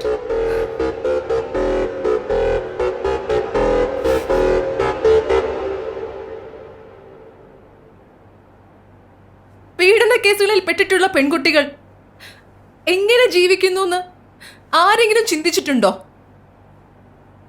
എത്ര കഷ്ടപ്പെട്ടിട്ടാണെങ്കിലും ജീവിക്കാൻ പറ്റുമെന്ന് ഞാൻ കാണിച്ചു തന്നെ കൊടുക്കും. ഈ സിനിമ നമ്മൾ കാണുന്ന പോലെ ഒരു സ്വപ്നമൊന്നുമല്ല. വിഭജനത്തിന്റെ കൊടുമുടിയാണ്.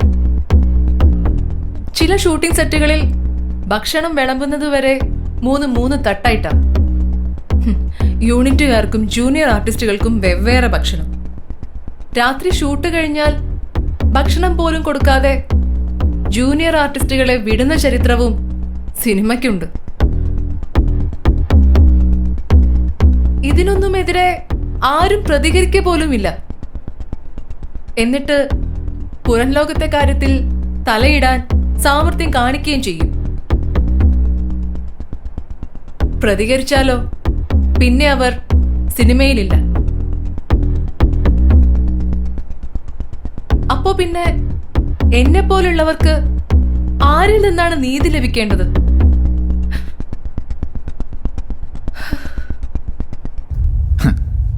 ഈ സിനിമയിലെത്താൻ ശ്രമിച്ചിട്ട് നടക്കാതെ വന്നപ്പോൾ ഇൻഡസ്ട്രി മൊത്തം ചീത്ത വിളിക്കുക. ഈ പറയുന്നത് അങ്ങനെ കണ്ടാൽ മതി. കിട്ടാത്ത മുന്തിരിയെ പുളിക്കുമല്ലോ. ഇത്രയൊക്കെ പാർശ്വമായിട്ടുള്ള മേഖലയാണ് സിനിമയെങ്കിൽ വേറെ ആരും എന്തുകൊണ്ടാണ് റിയാക്ട് ചെയ്യാത്തത്? വർഷങ്ങൾക്ക് മുമ്പ് നടന്ന ലൈംഗിക ചൂഷണങ്ങളെപ്പറ്റി ഇപ്പോഴാണ് പലരും പ്രതികരിക്കുന്നത്. ആരെയും പേടിക്കേണ്ടാത്തൊരു അറ്റ്മോസ്ഫിയർ വരുമ്പോഴല്ലേ എല്ലാം തുറന്നു പറയാനുള്ള ധൈര്യം ഉണ്ടാവുന്നത്. എന്തോ എനിക്കറിയില്ല. എൻ്റെ അറിവിൽ ഈ പറഞ്ഞ പ്രശ്നങ്ങളൊന്നും ഫിലിം ഇൻഡസ്ട്രിയിലില്ല. മോഡലിംഗ് ചെയ്യാൻ ആഗ്രഹിക്കുന്നവരെ വളച്ചൊടിച്ച് പോർട്ട്ഫോളിയോ ചെയ്യിപ്പിച്ച് അതിൽ നിന്നും കമ്മീഷൻ വാങ്ങുന്ന ഒരു പതിവ് നരേഷനുണ്ടോ? ഉത്തരം പറയണമെന്നില്ല. നരേഷ് പോർട്ട്ഫോളിയോ ചെയ്യിപ്പിച്ചവരൊക്കെ ഇപ്പോഴും ഇൻഡസ്ട്രിയിലുണ്ടോ? സി, ഇതിനൊരു ഭാഗ്യവും കഴിവും വേണം. എന്നെ സംബന്ധിച്ച് എല്ലാവരുടെ പ്രൊഫൈൽസ് എനിക്കൊരു പോലെയാണ്.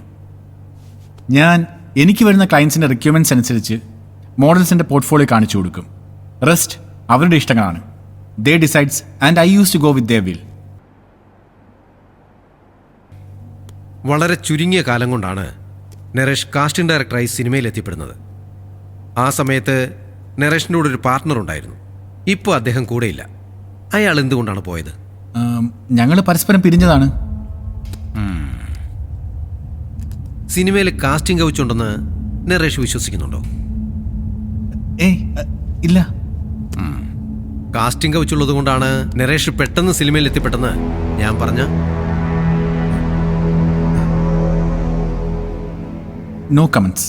പക്ഷേ ഇല്ല എന്ന് നരേഷിന് പറയാൻ പറ്റില്ലല്ലോ. പറ്റില്ല. 2012 കസ്ബ പോലീസ് സ്റ്റേഷനിൽ ഒരു കേസ് രജിസ്റ്റർ ചെയ്തിട്ടുണ്ടായിരുന്നു. നരേഷിന്റെ പിന്നിൽ വലിയൊരു ലോബി തന്നെ ഉണ്ടെന്നും അവരുടെ പിടിപാട് എത്രത്തോളമാണെന്ന് തിരിച്ചറിയാൻ രജിസ്റ്റർ ചെയ്ത കേസ് എങ്ങനെ ഇല്ലാതായെന്ന് ഊഹിച്ചാൽ മനസ്സിലാക്കാവുന്നതേ ഉള്ളൂ. അപ്പൊ പിന്നെ ഈ കേസും ശരിക്കും അത് എന്ത് കേസായിരുന്നു എന്ന് ഞാൻ പറയണോ നരേഷ്? നരേഷിനെ പറ്റി ദേവികയ്ക്ക് ഒന്നും അറിയില്ല. അറിഞ്ഞിരുന്നെങ്കിൽ നരേഷുമായിട്ടുള്ള ഫ്രണ്ട്ഷിപ്പ് പോലും ദേവിക കീപ്പ് ചെയ്യില്ലായിരുന്നു.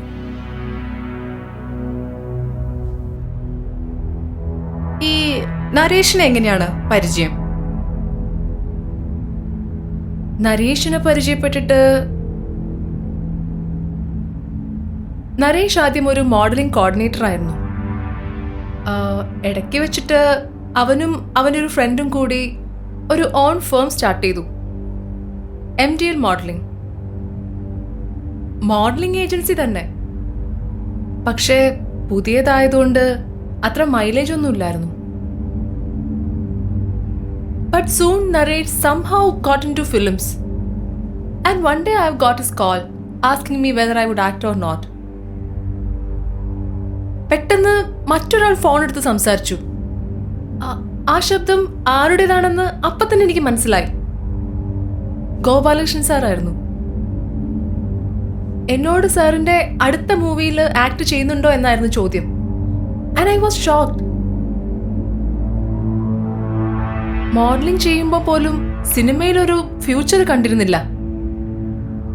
ഞാൻ ഈ വർക്ക് കമ്മിറ്റ് ചെയ്താൽ അവന് കാസ്റ്റിംഗ് ഡയറക്ടറായിട്ടൊരു ഓപ്പണിംഗ് കിട്ടും. അവനും കൂടി വേണ്ടിയിട്ടാണ് ഞാൻ I went to see Gopalakrishnan sir in personal. Then I committed that film after knowing that character. ഓഡിയൻസിന് ഫെമിലിയർ അല്ലാത്തൊരു ഫേസിന് പ്രൊഡ്യൂസറെ കിട്ടാൻ നല്ല ബുദ്ധിമുട്ടായിരിക്കും. ആ ബുദ്ധിമുട്ട് ഞാൻ മൂലം സാറിനും ഉണ്ടായി. ചെയ്യുവാണെങ്കിൽ ആ പ്രൊജക്റ്റ് എന്നെ വെച്ച് ചെയ്യുള്ളൂ എന്ന് സാറ് പറഞ്ഞതുകൊണ്ട് പിന്നീട് ആ പ്രൊജക്റ്റ് ഡ്രോപ്പ് ചെയ്തു. പിന്നെ വേറെ 2 പ്രൊജക്റ്റിന് നരേഷിനെ കാസ്റ്റ് ചെയ്തു. അതിലൊരു പടത്തിലാണ് മീറ്റുവിന് ആസ്പദമായ ഇൻസിഡൻറ്റ് നടന്നത്. രണ്ടാമത്തെ പടത്തിൽ കുറച്ച് ടെക്നിക്കൽ ഇഷ്യൂസ് കാരണം എനിക്ക് ആ സെറ്റിൽ ജോയിൻ ചെയ്യാൻ പറ്റിയില്ല.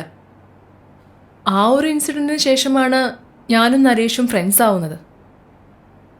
പിന്നീട് 2-3 സിനിമകളിൽ നരേഷ് കാസ്റ്റിംഗ് ഡയറക്ടറായി വർക്ക് ചെയ്തു. അവൻ വഴിയായിട്ടാണ് സിനിമയുടെ ഓഡിഷൻസ് ഒക്കെ ഞാൻ അറിയുന്നത്. ഇപ്പോൾ 1 വർഷമായി കാണും ഞാനും നരേഷും പരിചയപ്പെട്ടിട്ട്. നിങ്ങൾ തമ്മിൽ എന്ത് തരത്തിലുള്ള ബന്ധമാണുള്ളത്? We are just friends. ഒരു സുഹൃത്ത് വലയത്തിനപ്പുറത്ത് വേറെ ഒരു ബന്ധമില്ലേ? ഇല്ല. അപ്പോ നേരത്തെ പറഞ്ഞ പേഴ്സണൽ തിങ്സിൽ നരേഷിന്റെ പേര് വരും? നിങ്ങളെന്താ ഉദ്ദേശിക്കുന്നത്? നിങ്ങൾ തമ്മിൽ ശാരീരികമായി ബന്ധപ്പെട്ടിട്ടുണ്ടോ എന്ന്. No, never. I wasn't interested in him.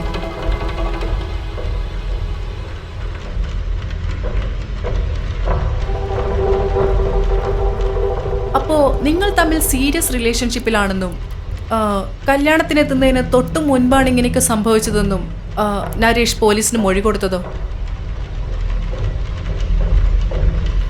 അങ്ങനെയൊന്നും ഉണ്ടായിട്ടില്ല. ഞങ്ങൾ തമ്മിൽ അങ്ങനെ ഒരു റിലേഷൻഷിപ്പ് പോലും ഇല്ല. കേസിൽ നരേഷിന്റെ പേര് വന്നപ്പോ ഐ വാസ് ഷോക്ക്ഡ്. ഒരു കാര്യം എനിക്ക് മനസ്സിലായി. ലക്ഷ്യസ്ഥാനത്തേക്ക് എത്താതിരിക്കാനുള്ള ഒരു തന്ത്രം മാത്രമാണ് നരേഷ്. വർക്ക് റിലേറ്റഡ് കാര്യങ്ങൾക്കല്ലാതെ we never use to meet. ഉറപ്പാണോ? ഈ ഇൻസിഡന്റ് അത് നടക്കുന്നതിന്റെ തലേ ദിവസം നിങ്ങൾ എവിടെയായിരുന്നു?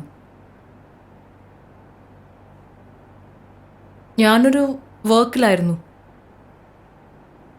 അപ്പോ നരേഷിന്റെ ഓഫീസിൽ പോയത് എന്തിനാണ്?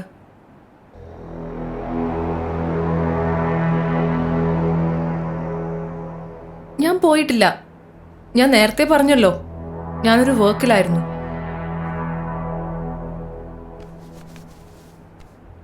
അപ്പൊ CCTV വിഷ്വലിൽ നിങ്ങൾ വന്നതായി കാണുന്നതോ?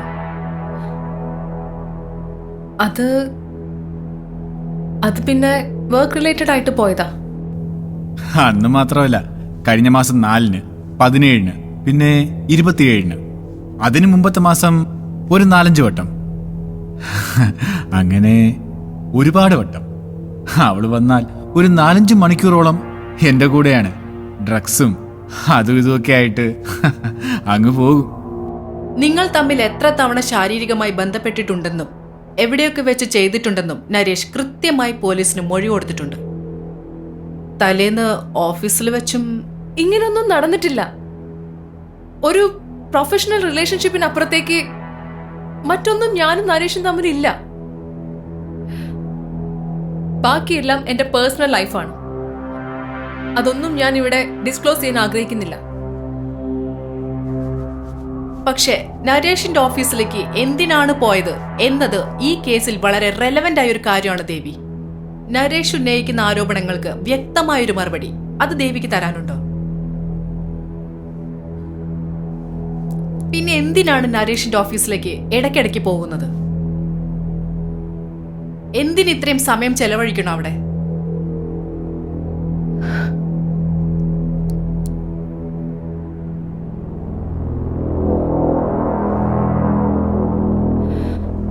മെയിൻ സ്ട്രീമിലുള്ള ഒരു ആക്ടറായിട്ട് എനിക്ക് റിലേഷൻ ഉണ്ടായിരുന്നു.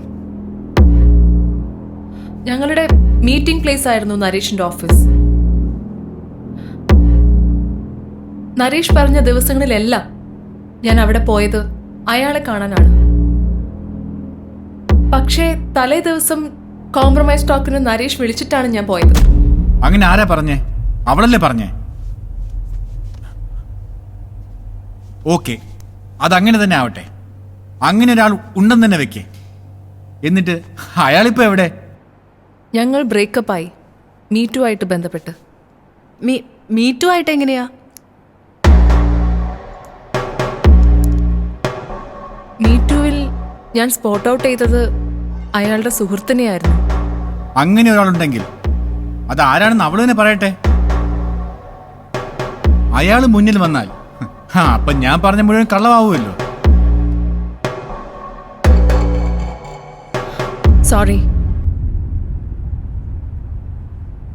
അതാരാണെന്ന് വെളിപ്പെടുത്താൻ എനിക്ക് ബുദ്ധിമുട്ടുണ്ട്.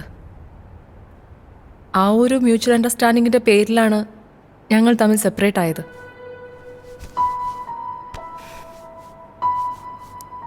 ഈ പറഞ്ഞ മ്യൂച്വൽ അണ്ടർസ്റ്റാൻഡിംഗ് ആണോ 4 മാസം മുൻപ് നടത്തിയ ലേറ്റ് അബോർഷന് കാരണം? ഒക്ടോബർ 10 ഒരു ആക്സിഡന്റിനെ തുടർന്ന് എറണാകുളത്തെ ഹോസ്പിറ്റലിൽ വെച്ച് ദേവിക്ക് ഒരു അബോർഷൻ നടത്തിയിരുന്നു. അതിന് ശരിക്കുള്ള കാരണം എന്താണ്? പേര് പറയാൻ ബുദ്ധിമുട്ടുണ്ട്. അയാളൊരു ബഡ്ഡിംഗ് ആക്ടറായിരുന്നു. എൻ്റെ മീറ്റു പോസ്റ്റ് കാരണം അയാൾക്കും ഇൻഡസ്ട്രിയിൽ നിന്ന് പ്രശ്നങ്ങളുണ്ടായി. പോസ്റ്റ് റിമൂവ് ചെയ്യണമെന്ന് പറഞ്ഞ് ഞങ്ങൾക്കിടയിലും പ്രോബ്ലംസ് ഉണ്ടായി. അങ്ങനെ ആക്സിഡന്റിലുണ്ടായ വെറുതെ ഒരു ഫൈറ്റ് അല്ല, a hit on your abdomen. That wasn't an accident, my dear. It domestic violence. It led to a blood clot on your placenta. അങ്ങനെയാണ് ഫോഴ്സ്ഡ് അബോർഷനിലേക്ക് എത്തിച്ചത്. But I think Devi, you did a mistake. You covered up for a wrong person. കൂടെ കരുത്തായി നിൽക്കേണ്ട ഒരാൾ തന്നെ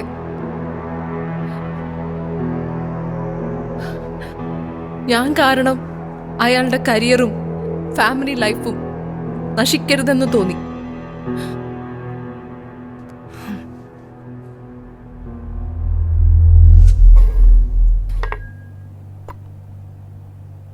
ദേവികയെ കല്യാണം വരെ കഴിക്കാൻ ആഗ്രഹിച്ച ഒരാൾക്ക് അവൾക്ക് സംഭവിച്ച അബോർഷനെ കുറിച്ച് അറിയേണ്ടതല്ലേ? അബോർഷൻ അതവൾ ആരോടും പറയണ്ടെന്ന് തീരുമാനിച്ചതാ.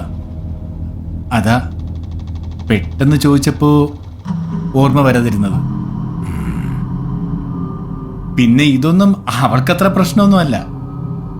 പിന്നെ ഇപ്പൊ ഇത് കുത്തിപ്പൊക്കിക്കൊണ്ടുവരുന്നത് ഇതൊക്കെ ആളുകൾ അറിയുമ്പോ സെന്റിമെന്റ്സ് വർക്കൗട്ടാവും. അതിനുവേണ്ടി തന്നെയാണ്. അവള് നല്ല നടിയാണ്, ക്യാമറയ്ക്ക് മുന്നിലും ജീവിതത്തിലും.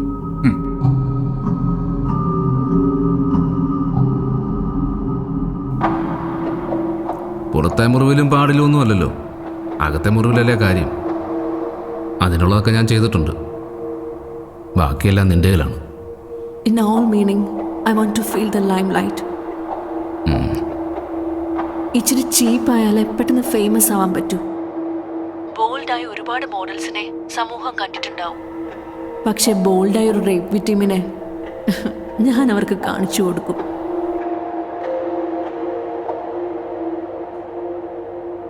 നേരിട്ടല്ലെങ്കിലും നിങ്ങളെ പരാമർശിച്ചുകൊണ്ടൊരു ഷോർട്ട് ഫിലിം സോഷ്യൽ മീഡിയയിൽ പ്രചരിക്കുന്നുണ്ട്. അത് ദേവിയുടെ ശ്രദ്ധയിൽപ്പെട്ടിരുന്നോ? ഈ ഷോർട്ട് ഫിലിമിൽ കേസിന്റെ പല കാര്യങ്ങളും മറ്റൊരു രീതിയിൽ വളച്ചൊടിച്ചിരിക്കുകയാണ്. അതിനോട് പ്രതികരിക്കാൻ എനിക്ക് താല്പര്യമില്ല. നിങ്ങൾ ചിന്തിക്കേണ്ട മറ്റൊരു കാര്യമുണ്ട്. ഈ ഷോർട്ട് ഫിലിമിൽ നോക്കൂ, സ്ത്രീ ഒരു ശരീരം മാത്രമാണ്. അതിനൊക്കെ അപ്പുറത്തുള്ള ഒരു വ്യക്തിത്വത്തിലേക്ക് സ്ത്രീയെ ഉൾക്കൊള്ളുവാൻ ഈ സമൂഹത്തിലെ നല്ലൊരു ശതമാനം ആളുകൾക്കും ഇനിയും കഴിഞ്ഞിട്ടില്ല. മതങ്ങളിൽ നോക്കൂ, ചില മതങ്ങൾ സ്വർഗത്തിലുള്ള സ്ത്രീ ശരീരം വെച്ച് മാർക്കറ്റ് ചെയ്യുമ്പോൾ മറ്റു മതങ്ങൾ കുറെ ബയോളജിക്കൽ റീസൺസ് പറഞ്ഞ് അവരെ മാറ്റി നിർത്തുന്നു. ഇങ്ങനെയൊക്കെയുള്ള തിരിച്ചറിവിലൂടെ കാര്യങ്ങൾ വിശകലനം ചെയ്ത് സോഷ്യൽ മീഡിയയിൽ പ്രതികരിക്കുന്ന എത്ര ആളുകളുണ്ട്? കാര്യങ്ങൾ അറിയാതെ ഓരോന്ന് ഷെയർ ചെയ്യുമ്പോൾ പലരുടെയും ജീവിതമാണ് ഇല്ലാതാകുന്നത്. എന്തായാലും നരേഷ് പറഞ്ഞതിനെതിരായി ഞാൻ ഒരു കേസ് കൂടി ഫയൽ ചെയ്യുന്നുണ്ട്, ക്രൈം ബ്രാഞ്ചിലേക്ക് ഈ കേസ് മാറ്റാൻ വേണ്ടി. അതെ, അവൾ ഈ ഡ്രാമ ഇനിയും തുടരും. ഇനിയും പല കഥകളും ഉണ്ടാക്കും. ഇതൊന്നും അവൾ ചെയ്യുന്നതല്ലല്ലോ. അവൾ കഴിക്കുന്നതും നടക്കുന്നതും ജീവിക്കുന്നതും ഫുള്ള് ഡ്രഗ്സിന്റെ പുറത്താ. പിന്നെ നേരത്തെ അവൾ പറഞ്ഞ മീറ്റു, അതും പിന്നെ ഞങ്ങൾക്കിടയിലെ സെക്സ്, അതും ഇതൊക്കെ ബ്ലഡ് റിപ്പോർട്ടിലുണ്ടല്ലോ. ഈ പറഞ്ഞ ബ്ലഡ് റിപ്പോർട്ടിൽ സഡേഷന്റെ കണ്ടന്റ് കൂടിയുണ്ട്. അവളുടേതൊരു ഫ്രീ ലൈഫ് സ്റ്റൈലാണ്. അവൾ പലതും സ്വഭാവത്തിലല്ല ചെയ്യുന്നത്. ഇപ്പോ ഡ്രഗ്സിന്റെ ഒപ്പം അവൾ വേറെന്തൊക്കെ കഴിച്ചെന്ന് ആർക്കറിയാം? എത്രയൊക്കെ ഒരു പെൺകുട്ടി ഫ്രീ ആയിട്ട് പെരുമാറിയെന്ന് പറഞ്ഞാലും ഇനി അഥവാ പെരുമാറിയാൽ തന്നെ നരേഷേ അതൊക്കെ റേപ്പ് ചെയ്യാനുള്ള ലൈസൻസ് ആണ്. അപ്പോ റേപ്പ് അല്ലാത്ത ഒന്നിനെ റേപ്പ് ആക്കാം അല്ലേ? 1.5 വർഷം മുൻപ് ഒരു ലെസ്ബിയൻ ആക്ടിവിസ്റ്റിന്റെ ഭാഗത്തു നിന്നും ഇതുപോലൊരു മോശപ്പെട്ട അനുഭവം ദേവിക്കുണ്ടായിട്ടുണ്ടോ? Sexual harassment? നമ്മുടെ അനുവാദമില്ലാതെ നമ്മുടെ ശരീരത്തിന് നേരെയുള്ള ആക്രമണം എല്ലാം റേപ്പ് തന്നെയാണ്. അങ്ങനെ നോക്കുമ്പോൾ അതും ഒരു റേപ്പ് അറ്റംപ്റ്റ് അല്ലേ? പക്ഷേ ദേവി ഇന്നത്തെ പോലെ അന്ന് പ്രതികരിച്ചില്ല. പ്രതികരിച്ചിരുന്നു. പക്ഷേ ഒരു പെണ്ണിന് മറ്റൊരു പെണ്ണിനെ എങ്ങനെ റേപ്പ് ചെയ്യാൻ സാധിക്കുമെന്ന് പറഞ്ഞ് എന്നെ പലരും കളിയാക്കി. I felt insecured. ലീഗലി എനിക്കൊന്നും ചെയ്യാൻ കഴിഞ്ഞില്ല. അവരുടെ സംഘടനയിൽ ഞാനൊരു കംപ്ലൈന്റ് കൊടുത്തിരുന്നു. പക്ഷേ under the blanket it all happens. 2 പേർ പരസ്പരം കിടക്കുമ്പോൾ അങ്ങോട്ടും ഇങ്ങോട്ടും തൊട്ടെന്നും പിടിച്ചെന്നും വരും. ആ ഒരു പെർസ്പെക്റ്റീവിൽ നോക്കുവാണെങ്കിൽ ഇതിനെ എങ്ങനെ സെക്ഷൽ ഹറാസ്മെന്റ് എന്ന് പറയും? എങ്ങനെ റേപ്പ് എന്ന് പറയും? But I felt her hands between my legs. Naresh എന്തായി പറയുന്നത്? ഇതൊക്കെ ഫാബ്രിക്കേറ്റഡ് സ്റ്റോറീസ് ആണെന്നാണോ? നിങ്ങൾ ആർക്ക് വേണ്ടി ഇതൊക്കെ പറയുന്നത്? അവൾക്ക് വേണ്ടിയോ? ഡ്രഗ്സിന്റെ പുറത്ത് പലരുടെയും കൂടെ നടന്നിട്ടുള്ള കിടന്നിട്ടുള്ള ലൈഫിൽ ഒരു മോറൽ വാല്യൂസ് പോലും ഇല്ലാത്ത ഒരു പെണ്ണിന്റെ ഹാലുസിനേറ്റഡ് സ്റ്റോറി. എന്തായാലും അവളൊരു കാര്യം പ്രൂവ് ചെയ്തു. She is not trustworthy. She is a bloody slut. അവളുടെ കൂടെ നീയും LSD ഡ്രഗ് ഉപയോഗിച്ചു എന്ന് പറയുന്നു. അതൊരു ക്രൈമാണെന്ന് നിനക്കറിയില്ലേ? അവളുടെ കൂടെ ക്രൈമിൽ പാർട്ട്ണറായ പലരുടെയും കൂടെ കിടന്ന് പലരെയും പറ്റിച്ച് പൈസ ഉണ്ടാക്കുന്ന നീ അപ്പൊ ആരാ? നീ മാന്യനും അവൾ മോശക്കാരി. ഇതിൽ എന്ത് ലോജിക്കാണുള്ളത്? What makes you so different then? ഞാൻ വെർജിൻ അല്ല. എനിക്ക് ബോയ് ഫ്രണ്ട്സ് ഉണ്ട്. ഞാൻ അവരുടെ ഒപ്പം ലേറ്റ് നൈറ്റ് പാർട്ടീസിനും പോവാറുണ്ട്. എന്ന് വെച്ച് അതൊന്നും റേപ്പ് ചെയ്യാനുള്ള ലൈസൻസ് അല്ല. നിങ്ങളൊരു കാര്യം മനസ്സിലാക്കണം. Rape is not sex. Rape is sexual assault and sex is not. രണ്ടും 2 എക്സ്ട്രീമിൽ നിൽക്കുന്നതാണ്. ഞാൻ റേപ്പ് ചെയ്യപ്പെട്ടു എന്ന് എനിക്ക് ബോധ്യമുണ്ട്. I was sedated and raped. Raped brutally. റേപ്പായ ഒന്നിനെ ഈ സമൂഹം എല്ലാവരും ചേർന്ന് സെക്സിലേക്ക് ആക്കാൻ ശ്രമിക്കുന്നു. Rape is a crime and sex is divine. Naresh, Indian നിയമവ്യവസ്ഥയിൽ വിശ്വാസമുണ്ടോ? തീർച്ചയായും എന്റെ നിരപരാധിത്വം കോടതിയിൽ തെളിയിക്കപ്പെടുമെന്ന പൂർണ്ണ വിശ്വാസം എനിക്കുണ്ട്. നിയമം അത് തെളിയിച്ചിരിക്കും.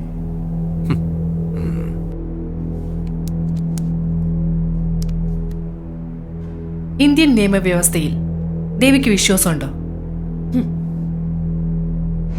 Hey, what happened? Power failure madam. Damn it.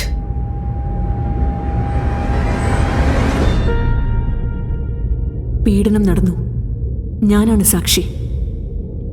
ഞാൻ തന്നെയാണ് ആദ്യത്തെ ഇരയും. ചരിത്രത്തോട് ഒരിക്കലും നീതി കാണിച്ചിട്ടില്ല. എല്ലാം നേടാനുള്ള ഒരു ഉപകരണം മാത്രമായിരുന്നു സ്ത്രീ ശരീരം. വിജയുടെ വീര് പ്രകടിപ്പിക്കാനുള്ള ഉപാധിയും. ചരിത്രമെന്നും അവർക്കൊപ്പമായിരുന്നു, ചതിക്കുന്നവർക്കൊപ്പം.